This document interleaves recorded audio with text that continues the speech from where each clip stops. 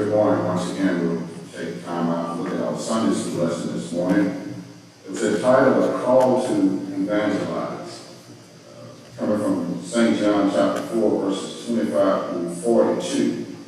The main thought is verse 39, and it reads, "And many of the Samaritans of that day, of that city, believed on him, for the saying of the woman, which testified, He told me all that ever I did." Eternal God, our Father, will come now, and praying with God to bless your word, Heavenly Father, in the hearts of the people. Grant me now wisdom from on high that I might better explain this scripture to people, that we all might be better because of the word that hears on it. Forgive us of anything said, God, thought that's not like you. This we ask in Jesus' name, and for his sake we pray. Amen, and thank God. This morning we have a lot of scriptures to deal with, and I would not try to go through all of these scriptures.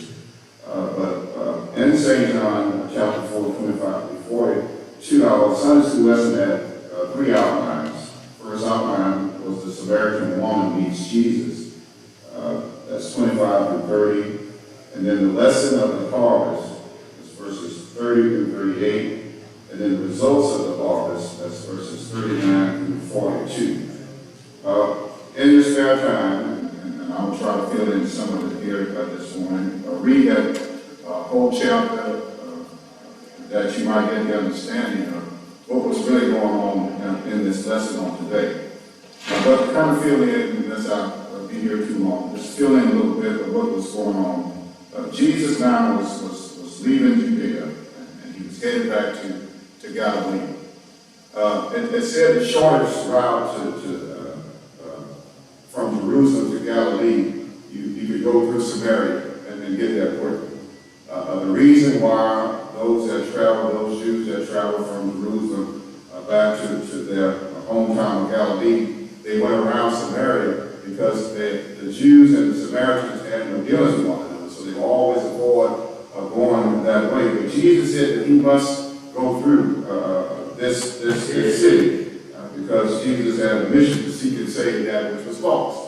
And as Jesus went through the city, it said that when he got Jacob's well, Jesus was tired for his traveling journey. He wanted to rest.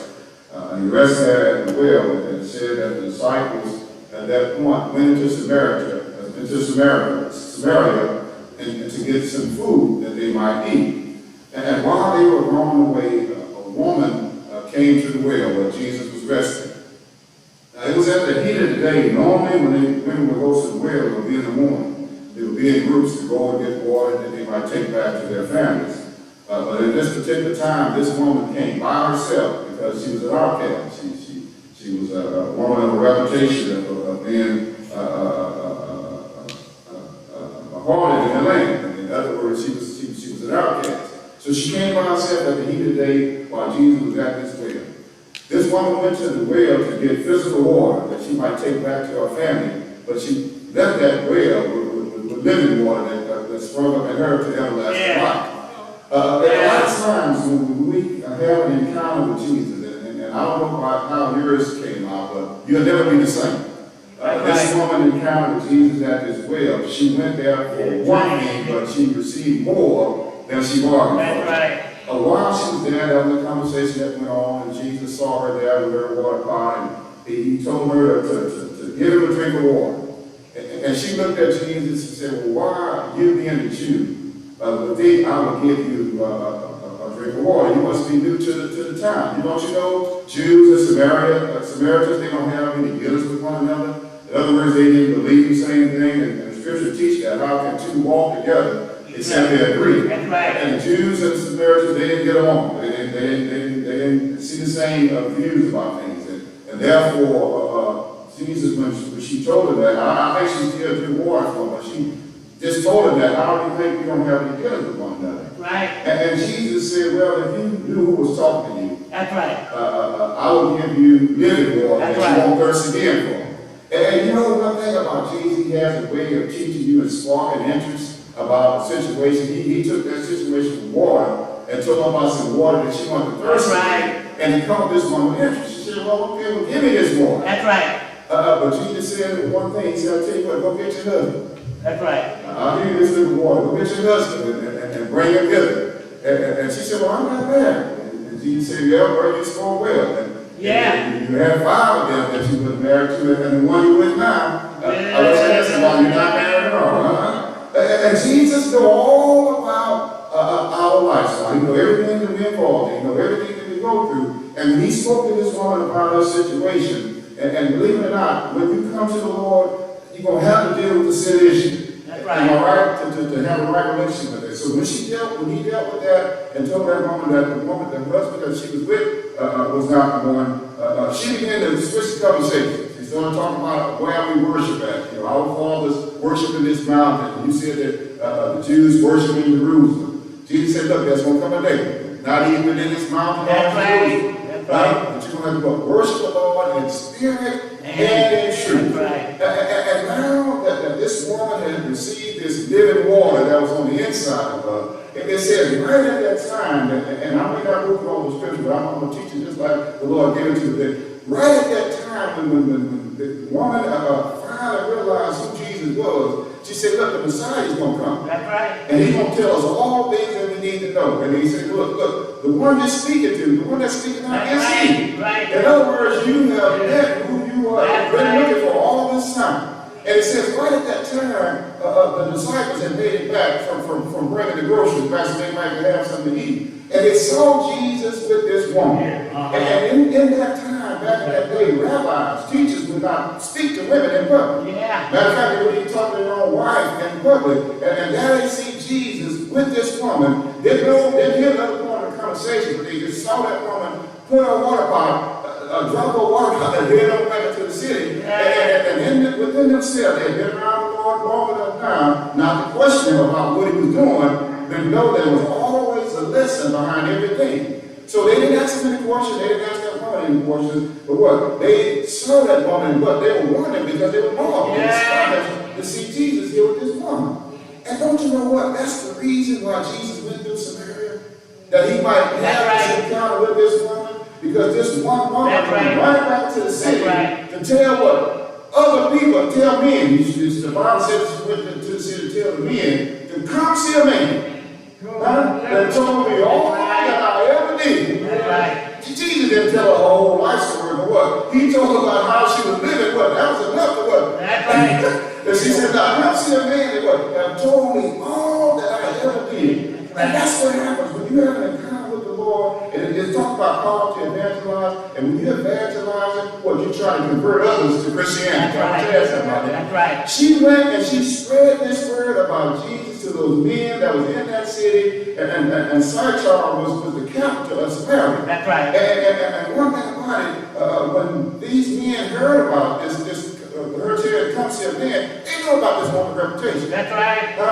They know who she was and who she'd been around. That's right. Y'all look at me real strange. A whole lot of us know a lot of things about a whole lot of people. And we're just like them. We talk just like they talk. And so I'm saying, with this person is involved and all those things. Same way with this woman. But when she came back to the city with a testimony about come see a man, that told me everything I ever did, it sparked excitement in the city that what? These men left what they were doing and went out there to meet Jesus. That's right.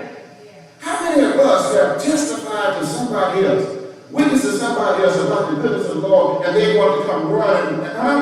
That's what the Lord has called us to do. If you don't know anything that you ought to be doing for the Lord, you ought to be a witness.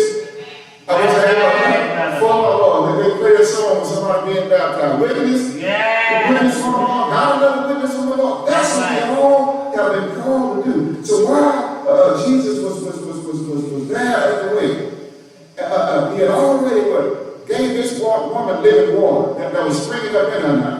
And don't you know we all got a well in our heart? And when God's word is in our heart, his word just spring up, and we might be what? To witness and tell about his goodness. You don't be talking to somebody, and after you witness to them, you hear the things you said, and you know that it had to come from the Lord, because I don't know all that stuff. And the Lord had a word to tell somebody. If you study his word, it comes out of you at the right time, and you might be able to witness to somebody else. So it says here that while the disciples And then while the men was coming to where Jesus was by the well, Jesus took the time to teach his disciples now. He said that his disciples said, pray, told him to eat his food first. Told him, Master, why don't you eat something? Jesus said, look, I got food that you That's don't right. know about. He said, my food is to do the will of my Father. That's right. And I don't know, when you're out there doing the work of the Lord, sometimes when I come to church, I don't even have to eat breakfast in the morning. I'm not hungry at all. But as soon as I leave out here, boy, you feel like, man, I need to get me something to eat. But it's something about when you're doing the will and the work of the Lord, nobody gonna eat. But you what, doing what? Trying to do what was pleasing to the outside. And that's what Jesus was trying to get them to understand. He said, look, he told them, look, my need is to do the will of my Father. He said, look, lift up your eyes. That's right. Up in the field. That's right. Because they are white. That's right. Ready to be harvest. And what Jesus was showing his disciples, because the woman had already testified to her city. These men were on their way to where Jesus was. Jesus wanted them, his disciples, to look out at the field. That's right. See these men coming their way. And he said, look, the field is ripe, ready for what? Right. Ready for harvest. That's right. We all wonder, what should we be doing in the midst of this pandemic? We can't get to the church, or have to do what we normally do in the church. But guess what? The fields are white, ready to harvest, because this whole world right now is That's right. seeking, trying to find help. Everybody want to get the vaccine. They want to get a shot. They want to be protected from this. Want to be protected from this pandemic. But shame on us if we allow this world to get the vaccine that's going to keep them away from the coronavirus, but then they die with no Christ on their side, and they come down. What good would that do if everybody's running to be healed from this pandemic, but nobody getting their soul healed from the sin that's inside of them? So it's up to us as believers to go out into this world while everybody's looking for an answer. We have the answer. That's right. And we want to share Christ with them and what this harvest time. That's right, brother. That's what Jesus told them. The fields are ripe, ready to go, because these men were coming in. That's right. And he wanted them to be prepared. And when they come in, he was going to receive them unto himself. So why he told them to lift up their eyes and what? The fields are ripe, ready. And I like to say in verse 36, and he that reapeth receiveth wages. That's right.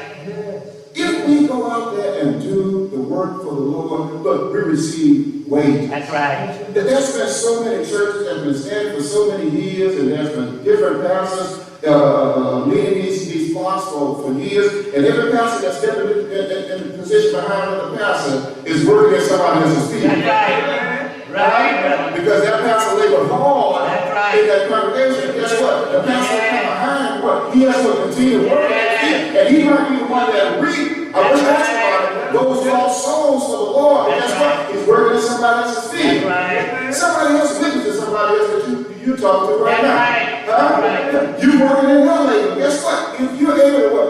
Get that individual to come to Christ, it says here that you shall receive wages. That's right. And the Lord, in other words, the Lord's going to bless you for those things. I heard it said, I've been looking at the scripture trying to find out where it is. And they said, whenever you get to heaven and you stand before the judgment seat of the Lord, and all those that you led to Christ, said there's going to be crowned with stars, and there will be stars in your crown, because what you led those individuals to Christ. I haven't read it, I haven't found it yet, but I heard a preacher say that one time. It sounds good to me. Yeah. Because we go out there doing the work for the Lord, and trying to turn somebody's life over. If you're instrumental in what? Leading someone to Christ, the Lord's going to what? He's going to pay you for that.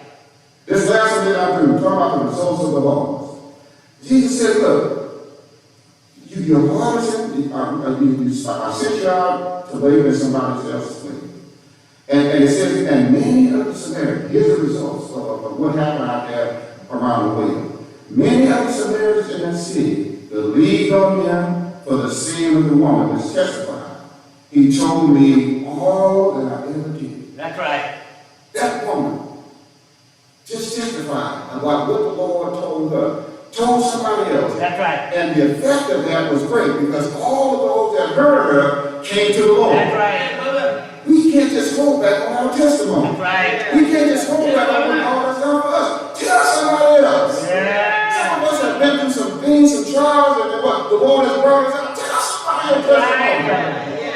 Because the same folks that are dealing with the same thing, guess what? They need to hear that. So it says here, verse 4, so when the Samaritans were come to him, they besought him that he would share with them, and he abode there 2 days. They asked the Lord to hang around, That's right. and the Lord stayed there That's for right. 2 more days. Now, I don't know about you, but one encounter with Jesus is enough. Yeah. And you're mad at him hanging around for 2 more days, how many more was there to receive him? Look. And many, it says, many more believe because of his own That's word. right. That's right. And the last scripture to them too, they went to the woman. That's right. Those who have now accepted Christ themselves, they looked to the woman. They said, look, now we believe, not because of the sin. That's right. Not because your words only, but what? We have heard him Awesome. for our sin. That's right, brother. Thank you for taking time to testify to me and tell me about his goodness. That's Guess what? I heard it for That's myself. right. Came to Jesus. I don't know if I was the last one in my family to get saved. I'm trying to think back in my mind. But when I got saved, I took off running. I started running because what? Now I realize all the stuff my family was trying to tell me to get my life. I finally realized what they were saying. And I remember to this day when my dad was still living, I said, Dad, why you didn't tell me?